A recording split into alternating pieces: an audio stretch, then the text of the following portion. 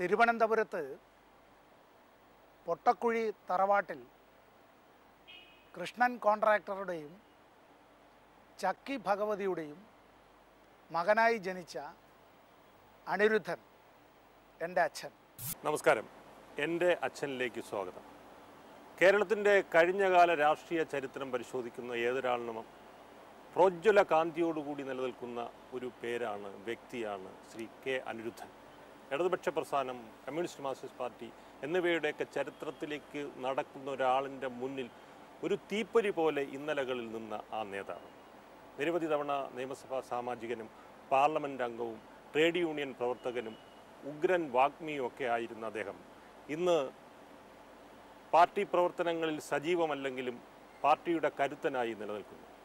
അദ്ദേഹത്തിൻ്റെ പുത്രൻ Shri A Sampath MP ഇന്ന് നമ്മുടെ അതിഥിയായി അരികിലിരിക്കുകയാണ്. വളരെ സ്നേഹത്തോടു കൂടി സ്വാഗതം ചെയ്യുകയാണ്. ശ്രീ കെ അനിരുദ്ധൻ ആദ്യമായിട്ട് നിയമസഭയിൽ നേരിട്ടത് പട്ടം താണുപിള്ളയാണ്. പട്ടം താണുപിള്ളയെ പോലെ കേരളത്തിൻ്റെ ഒരു കരുത്തിന് എതിരെ നിന്ന ഒരു സ്ഥാനാർത്ഥിയാണ്. ഇഞ്ചിനിഞ്ചിന് തോറ്റുപോയ ഒരാളാണ്. ആ ഇലക്ഷൻ കഴിഞ്ഞതിന് ശേഷം ശ്രീ അനിരുദ്ധൻ്റെ നിലപാടുകൾ എങ്ങനെയായിരുന്നു? കാര്യം ഒരു വലിയ വമ്പനെ വിറപ്പിച്ച സ്ഥാനാർത്ഥിയാണ്. അച്ഛൻ പട്ടം താണുപിള്ള സാറിനെതിരായി മത്സരിക്കുമ്പോൾ ഞാൻ ജനിച്ചിട്ടില്ല. ഞാൻ വാസ്തവത്തിൽ ജനിച്ചിട്ടില്ല. അച്ഛൻ്റെ വിവാഹവും കഴിഞ്ഞിട്ടില്ല. ഇത് പറഞ്ഞു കേട്ടുള്ള അറിവ് മാത്രമേ ഉള്ളൂ. പിന്നീട് ഞാൻ നമ്മുടെ ഈ തെരഞ്ഞെടുപ്പ് ചരിത്രം സ്വാഭാവികമായി ഞാൻ പിന്നീട് സ്ഥാനാർത്ഥി ആയതുകൊണ്ട് തന്നെ തിരുവനന്തപുരം ജില്ലയിലെ പല മണ്ഡലങ്ങളിലെയും വോട്ടിംഗ് പാറ്റേൺ പരിശോധിക്കേണ്ടി വന്നിട്ടുണ്ട്. ഞാൻ പറഞ്ഞു കേട്ടിട്ടുള്ളത്, അച്ഛൻ്റെ തെരഞ്ഞെടുപ്പ് പ്രചരണത്തിന് പോയിട്ടുള്ളവർ തന്നെ പറഞ്ഞിട്ടുള്ള കാര്യം, പട്ടം താണുപിള്ള സാറ് മുമ്പെല്ലാം തെരഞ്ഞെടുപ്പിൽ മത്സരിച്ചാൽ അദ്ദേഹം വീട് വീടാന്തരം വോട്ട് അഭ്യർത്ഥിച്ച് പോകുന്ന ഒരു പതിവ് ഉണ്ടായിരുന്നില്ല. അദ്ദേഹം പ്രധാനപ്പെട്ട കവലകളിൽ വരും, പ്രസംഗിക്കും, പോകും എന്നുള്ളത് മാത്രമാണ്. താണുപിള്ള സാറ് ആദ്യമായും അവസാനമായും വീട് വീടാന്തരം കൈകൂപ്പി വോട്ട് അഭ്യർത്ഥിച്ചത് കെ അനിരുദ്ധൻ എന്ന അവിഭക്ത കമ്മ്യൂണിസ്റ്റ് പാർട്ടിയുടെ സ്ഥാനാർത്ഥിയായ ഒരു ചെറുപ്പക്കാരൻ രംഗപ്രവേശം ചെയ്തപ്പോഴാണ്.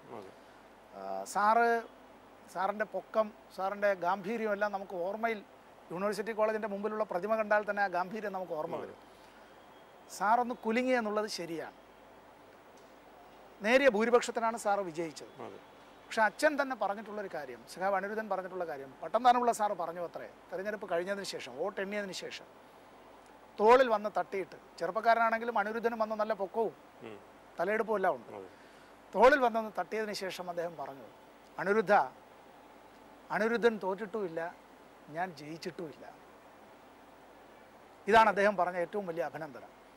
അതിനുശേഷം അദ്ദേഹം ഗവർണറായി പോയതിനെ തുടർന്ന് ആ തിരുവനന്തപുരം 2 മണ്ഡലത്തിൽ ഉപതെരഞ്ഞെടുപ്പുണ്ടായി. ആ ഉപതെരഞ്ഞെടുപ്പിൽ കെ അനിരുദ്ധൻ വിജയിച്ചു. അദ്ദേഹം നിയമസഭാംഗമായി. അങ്ങനെയാണ് അദ്ദേഹം ആദ്യം നിയമസഭാംഗമാകുന്നത്. ശ്രീ കെ അനിരുദ്ധൻ്റെ ജീവിതം എന്ന് പറയുന്നത് സ്കൂൾ ജീവിതം മുതലേ രാഷ്ട്രീയം അദ്ദേഹം മുറുകെ പിടിച്ചിരുന്നു. കാര്യം പല സ്കൂളുകൾ മാറി പഠിക്കേണ്ടി വന്നത് സ്കൂളിൽ നിന്ന് അദ്ദേഹത്തിനെ പുറത്താക്കിയതുകൊണ്ടാണ്. യൂണിവേഴ്സിറ്റി കോളേജിൽ അദ്ദേഹം പഠിക്കുന്ന സമയത്ത് PKVയും ഒത്ത് പോലീസ് അറസ്റ്റ് ചെയ്ത് വിലങ്ങ് വെച്ച് റോഡിലൂടെ നടത്തിക്കൊണ്ടുപോയി. അങ്ങനെ വിദ്യാഭ്യാസം പോലും ഇടയ്ക്ക് സംഘർഷഭരിതമായി. എങ്ങനെയാണ് ഇത്രയും രക്തത്തിൽ അദ്ദേഹത്തിൻ്റെ രാഷ്ട്രീയം പിടിച്ചത്? എന്താണ് അതിൻ്റെ ഒരു കുടുംബ പശ്ചാത്തലം അതിനുള്ള? ഞാനിപ്പോൾ അദ്ദേഹത്തിൻ്റെ വിദ്യാഭ്യാസത്തിനെ പറ്റിയുള്ളത് ഞാൻ പറയുമ്പോൾ, അച്ഛൻ്റെ കുട്ടിക്കാലത്ത് അദ്ദേഹത്തിൻ്റെ അമ്മ മരണപ്പെട്ടുപോയി. വളരെ ചെറിയ പ്രായത്തിൽ അമ്മ മരണപ്പെട്ടുപോയി. അച്ഛൻ്റെ വിദ്യാഭ്യാസ കാലത്ത് തന്നെ അച്ഛനും മരിച്ചു. കെ അനിരുദ്ധനെ സ്കൂളിൽ ചേർത്തത് അദ്ദേഹത്തിൻ്റെ ഒരു ജ്യേഷ്ഠനാണ്, ഏറ്റവും മൂത്ത ജ്യേഷ്ഠനാണ്.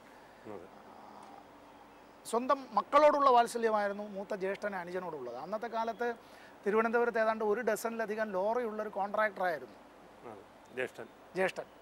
കണ്ണമ്മൂല താമസിച്ചിരുന്ന കുമാരൻ കോൺട്രാക്ടർ എന്ന് പറയുന്ന മനുഷ്യൻ. അപ്പോൾ ഇദ്ദേഹത്തിന് ആദ്യം ചേർത്തത് തിരുവനന്തപുരത്തെ ഇന്നത്തെ സെൻറ്റ് ജോസഫ് സ്കൂൾ അറിയുമല്ലോ, ആ സെൻറ്റ് ജോസഫ് സ്കൂൾ ആദ്യം നടത്തിയിരുന്നത് ഐറിഷ് പാതിരിമാരാണ്.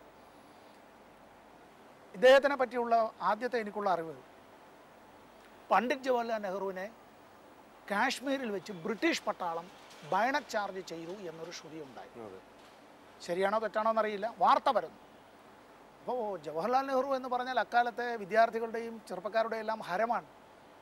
ജവഹർലാൽ നെഹ്റുവിനെ ബൈണറ്റ് ചാർജ് ചെയ്തു എന്ന് കേട്ടാൽ രാജ്യത്തെ ചെറുപ്പക്കാരും വിദ്യാർത്ഥികളും ഈ കടന്തൽക്കൂട്ടിൽ കല്ലിട്ടതുപോലെ ഇളകും.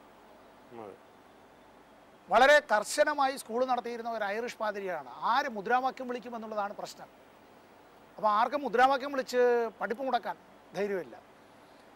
സ്കൂൾ വിദ്യാർത്ഥിയായ അനിരുദ്ധൻ ചെയ്തത്, എല്ലാവരും ക്ലാസ്സിലേക്ക് കയറിയപ്പോൾ പതുക്കെ ക്ലാസ്സിൽ നിന്ന് പുറത്ത് ചാടി, ജനാല വഴി പുറത്ത് ചാടി, സ്കൂളിലെ ബെല്ല്, പട്ടത്തിലുള്ള ബെല്ല്, കഴുക്കോൽ പട്ടികയുടെ ഇടയിൽ വെച്ചിരുന്ന ഈ ചുറ്റികയുണ്ടല്ലോ, കൊട്ടോടി, അതെടുത്ത് ഇദ്ദേഹം നിരന്തരം അടിച്ചു. എന്നുവെച്ചാൽ സ്കൂൾ വിടുന്നു എന്നാണ്.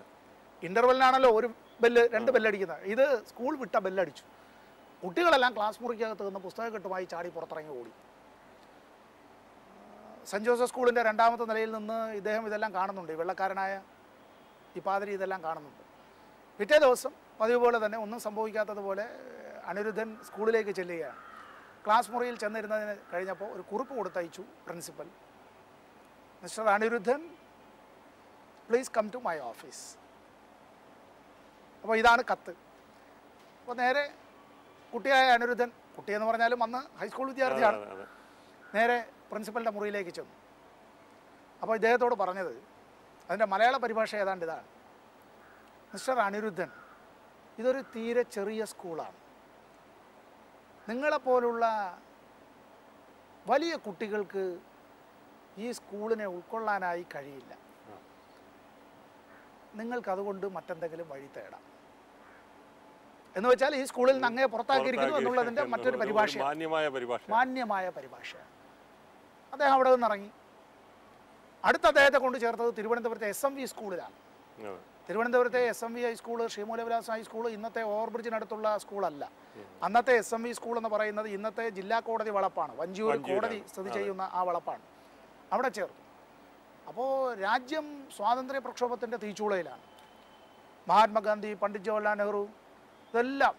അപ്പോൾ ആ കാലത്ത് ഇതെല്ലാം കേൾക്കുന്നതിൻ്റെ കൂട്ടത്തിലാണ് സുഭാഷ് ചന്ദ്രബോസിൻ്റെ പ്രവർത്തനങ്ങളെക്കുറിച്ച് കേൾക്കുന്നത്. ഈ ചെറുപ്പക്കാരുടെ എല്ലാം ആരാധനാ പുരുഷന്മാരായി ഭഗത് സിംഗിനെയും രാജഗുരുവിനെയും സുഖദേവിനെയും ഉദ്ധം സിംഗിനെയും എല്ലാം, അതെല്ലാം രക്തസാക്ഷിത്വം വരിച്ചവരെല്ലാം, അവരെല്ലാം ഇവരുടെ എല്ലാം വീരപുരുഷന്മാരാണ്. എന്തിന് നേടാനുള്ളതിനെ, രാജ്യത്തിൻ്റെ സ്വാതന്ത്ര്യം എന്നുള്ളതാണ്. അതിൽ കോൺഗ്രസിനകത്ത് പ്രവർത്തിക്കുന്നവരായാലും അതിനകത്ത് ഇടതുപക്ഷമോ വലതുപക്ഷമോ എന്നൊന്നുമില്ല, എല്ലാവരും രംഗത്താണ്.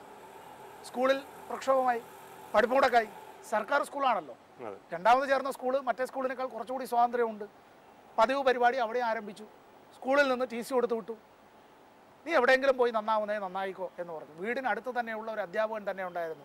അദ്ദേഹം ഇദ്ദേഹത്തിൻ്റെ ജ്യേഷ്ഠനോട് പറഞ്ഞു, അപ്പോൾ അദ്ദേഹം കോൺട്രാക്ടറായിരുന്നല്ലോ, ഇദ്ദേഹത്തിൻ്റെ ജ്യേഷ്ഠൻ, ഒന്ന് കൺട്രാക്ട്, ഇവനെ ഇനി ഇവിടെ പഠിപ്പിക്കാൻ കഴിയില്ല, ഞങ്ങളുടെ ജോലി പോകും, രാജവാഴ്ചയാണ്. അപ്പോൾ ഇനി അവിടെ പഠിപ്പിക്കുമെന്നായി. തിരുവിതാംകൂറാണ്. തിരുവനന്തപുരത്ത് നിന്ന് ഇദ്ദേഹത്തെ മാറ്റിക്കൊണ്ടുപോകാൻ തീരുമാനിക്കുന്നു.